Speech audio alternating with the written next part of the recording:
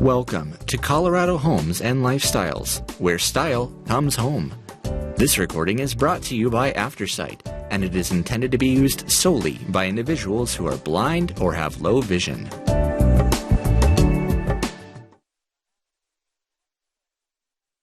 Thank you for joining us for the January-February 2020 issue of Colorado Homes and Lifestyles magazine, the remodel issue. My name is Jerry Gingras. Welcome, Matt, from the editor. Delight in the do-over. I like surprises. My husband and I often rearrange small things in our house as a way to offer each other a spark of delight.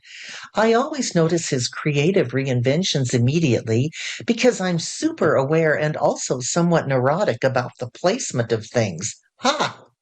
He might create a funny arrangement of our Smorkin' Labbit plastic bunny collection, or build a tower of pillows on the bed with a certain stuffed animal on top. It's always different. We rehang art a lot. These small shifts make us see our everyday things in a different light and experience spaces in a joyful new way. In this issue, we highlight some big changes in living spaces, including homes in Boulder, Denver, and Cherry Hills. Of course, there are multiple smaller ways to reinvigorate your environment, say a dash of wallpaper, an interesting rug, a splash of tile, or my personal favorite, a new piece of art.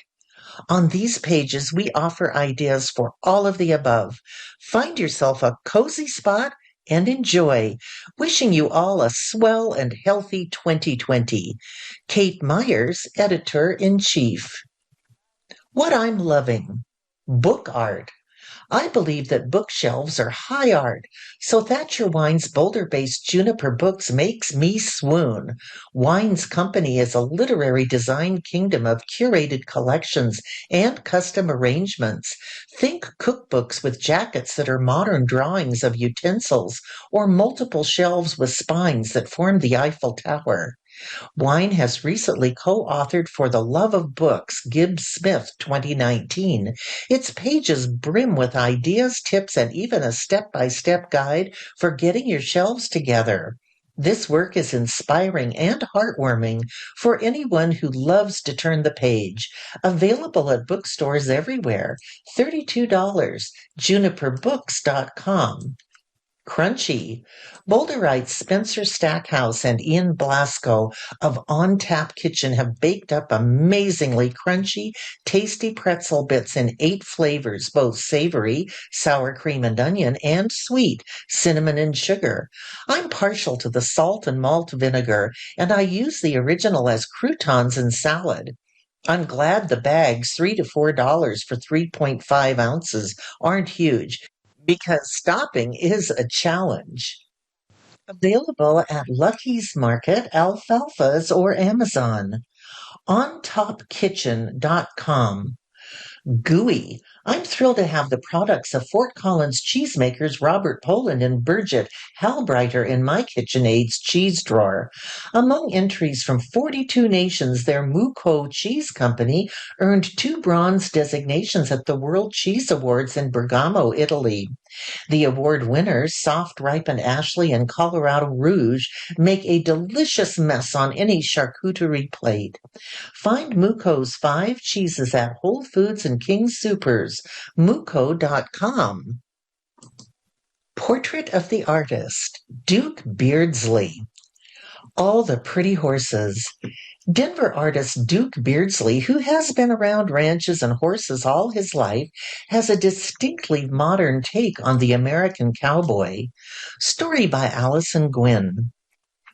The myth of the American cowboy, the modern authentic cowboy, is alive and kicking in the work of Western artist Duke Beardsley. Some people who collect my work don't technically know the back end of a horse from the front, he says, but people feel a physical connection to a way of life that we are losing. So when we see a cowboy on horseback, it resonates as authentic, and it happens to be visually engaging too. It's iconographic. Beardsley has deep roots in Colorado, fifth generation on his dad's side, sixth on his mom's, and grew up dividing his time between Denver and his family's ranch in southeast Douglas County. I've spent my whole life on horseback. As a kid, I watched my dad and uncle and grandfather herd cattle on horseback, and that was a big deal.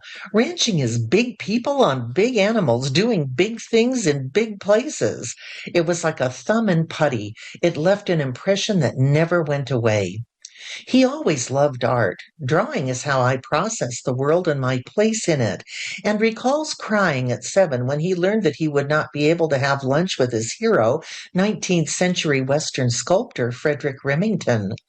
But Beardsley's path to becoming a Western artist was not a straight one.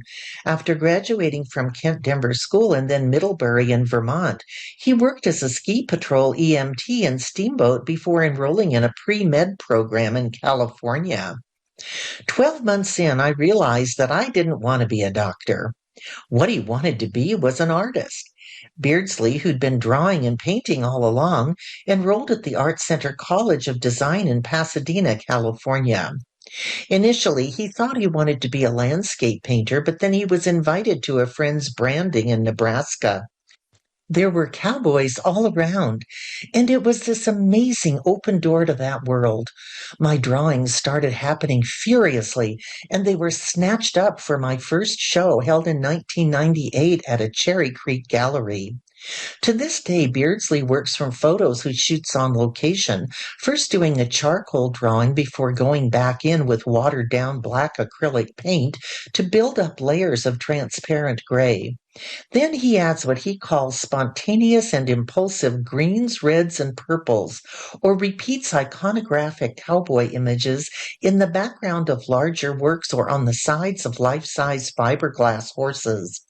I'm trying to pull this very much hero-worshipped, loved icon out of its comfort zone. Beardsley's paintings sell all over the world. Most of his work is by commission, which is unusually inclusive of the client. Cowboy art has been around for over a century, he says, but the West depicted by those great early Western artists was fictional. The romanticism of the American cowboy started back then, but we haven't lived in that world for a long time. My Western experience is of a big, busy, burgeoning place. We go through our lives on cell phones, and if we don't get instant gratification, we're frustrated. But I challenge anyone to get on a horse and go ride out to some pasture and gather a herd of cattle, whether it's 20 or 2,000. There's a cadence to it that hits you and then stays with you. That's what my art is all about. See more of Beardsley's work at DukeBeardsleyStudio.com. Trade Secrets, Wall Talk, Wallpaper with a Brooklyn Accent. Batya Steppelman, the founder of Wall Talk, unravels the many secrets of wallpaper, from installation advice to picking a design with staying power. Story by Catherine O'Shea Evans. When former New York City lawyer Batya Steppelman and her husband moved to Colorado 8 years ago, something about their 1895 Victorian meets Denver Square house demanded wallpaper. All the walls were this sad-looking beigeish white, Steppelman says. Now the property has a newfound personality, with 9 rooms wallpapered in everything from Aboriginal art by Australia-based Willie Weston to Flavor Paper's New Orleans toile. I think it's really fun to come home to a space that is colorful and has pattern and feels lived in and loved. Steppelman has gone through a metamorphosis as well, having founded Wall Talk, a wallpaper design consultancy, in 2016. It adds so much so quickly that it becomes addictive to do, says Steppelman, who works with clients ranging from homeowners to developers like Fiona Arnold of Mainspring, whose soon-to-be open Room for Millie, a Denver bar, has Steppelman's wall prints all over it. Wall Talk represents 66 wallpaper brands, and Steppelman has also created her own, Denver Damask, which brandishes red rocks, Union Station, and more in its motif drawn by local artist Meredith Feniak. Here are Steppelman's tips and tricks for wowing with your walls.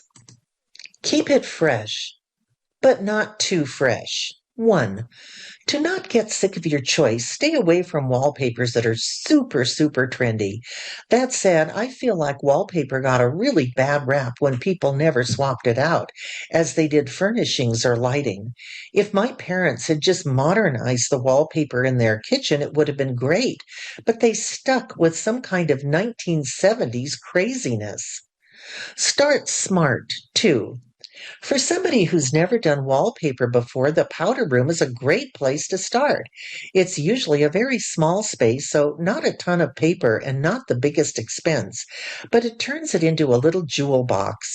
You can go a little bit out of your comfort zone and do something unexpected. I also love master bedrooms where wallpaper tends to be a little more muted, the patterns more soothing. Install right. 3. I work only with Wall Covering Installers Association installers, basically the Installers Guild. They are truly specialized and understand the ordering process and how patterns line up. A typical installation probably takes 6 to 8 hours, a day project, as long as you don't have to have the wall prepped. It's worth having a professional do it. I've tried to do my own and it was not pretty. And it was in a bookcase. Try unexpected offerings. 4. I love flavor paper. They just released Cannabis, which is a scratch and sniff marijuana paper. Sean Zeng has a magnetic wallpaper with accessories that go on top, which is great for kids' rooms. Flat Vernacular is another favorite, and they have glow-in-the-dark wallpaper. I just added a company called Sarah and Ruby. Their papers are basically giant paper tiles that fit together. And then there's Emma Hayes out of New Zealand. Her patterns are gorgeous. Think family friendly. 5. I would never suggest super luxury papers for somebody who has a very active house. If you have kids or pets, maybe using shiplap or wainscoting on the bottom half of your walls and just paper the top. There are also a lot of papers that are coated to wick water easily. Some are even washable, which means you can gently take a sponge to them. I've had all my papers up since I've had kids and I have almost no damage. My entryway wallpaper is the Cosmos, and I thought my kids would take a marker and connect the dots. That made me very nervous. Before and after Denver revision, Duet Designs infuses new life into a woman's childhood home, making it lighter, brighter haven for her and her own family. Story by Mindy Pantiel. Before and after. Before. Yankee Baseball Hall of Famer Yogi Berra once notably opined, "It's déjà vu all over again," which likely describes the way the current occupant of a Denver residence feels every time she comes through the door. "We bought my childhood home," says the wife, who grew up in the traditional colonial with 2 brothers, only to return with her own 2 sons and a daughter, all under the age of 8. Setup-wise, it was a perfect fit, she adds, but design-wise, not so much. Classic good bones aside, the red dining room walls and a crackle finish in the family room, coupled with a pervasive darkness, lacked the vitality of the next generation. The family tapped Duet Design Group to lead the transformation. Duet co-founder Miranda Cullen recalls, "We wanted to respect her parents' choices while allowing the personality of a young family to shine through." After. The goal was to be light and bright versus traditional and heavy, says Cullen, who along with business partner Devin Tobin refreshed the family room with coats of creamy white, followed by grayish green over red in the dining room. Whenever possible, they repurposed, reupholstering the living room sofa in linen and topping the owner's grandmother's low tables with cushions to make benches. A new wingback touting a bold floral establishes a classic meets whimsical vibe. While a variety of new seating options in the family room, comfy sectionals ottomans, and coffee table height stools redefine the gathering space. But the real bonus, the owner says, was the deja vu moment of going from being the child playing in the yard where my mother watched from those big windows to being the mom who watches her own kids. A very personal reconstruction. Interior designer Ashley Campbell transforms a vacant house into a lively, welcoming home for her and three young sons. Story by Bruce Abels. Before, tucked away in the quiet Hampton neighborhood close to southeast Denver's Bible Park, this approximately 3,000-foot 1973 tri-level sat empty for over a year until interior designer Ashley Campbell recognized its potential. This was a time of personal upheaval for Campbell, and she saw parallels in the home and her situation, both needing some TLC and restoration of spirit. It had great elements, including a pool and a sunken fire pit, but there was much to be done. Campbell not only worked her usual interior design magic, but also did much of the physical labor, from knocking down walls to installing French oak hardwood floors throughout. I wanted to get my hands dirty, she says. It was a labor of love for the whole family. In the end, they restored each other. After roughly a year of renovations fraught with delays and surprises, which among other things included discovering a leak that had caused mold behind the walls, which then led to finding a colony of mice, Campbell filled the 4-bedroom, 3-bath home with tribal patterns, layers of textures, high contrasts of dark and light, and some feminine touches to offset having 13, 11, and 7-year-old boys in the house. She chose durable, family-friendly materials to accommodate their daily grind. I tried to create something comfortable and inviting, a sanctuary, but it's definitely harder to be your own client, she notes. I love how comfortable our house feels, says her oldest son. We each have our own rooms to spread out in, but it still feels cozy. It's so nice to have my friends over. They think it's the coolest house they've ever seen, Campbell adds. The house is an amalgamation of everything I love. Before and after. Character study. A 1960s-era Boulder home gets a much-needed facelift from an all-woman team. Story by Allison Gwynn. Before, the original house was probably the cat's meow of 1960s architecture, with a European flair and lots of divided light, mid-century style windows, says architect Stephanie Ridgway of 303 Architecture in Boulder. And while the street is charming, Ridgway describes the structure's previous exterior as extremely vintage.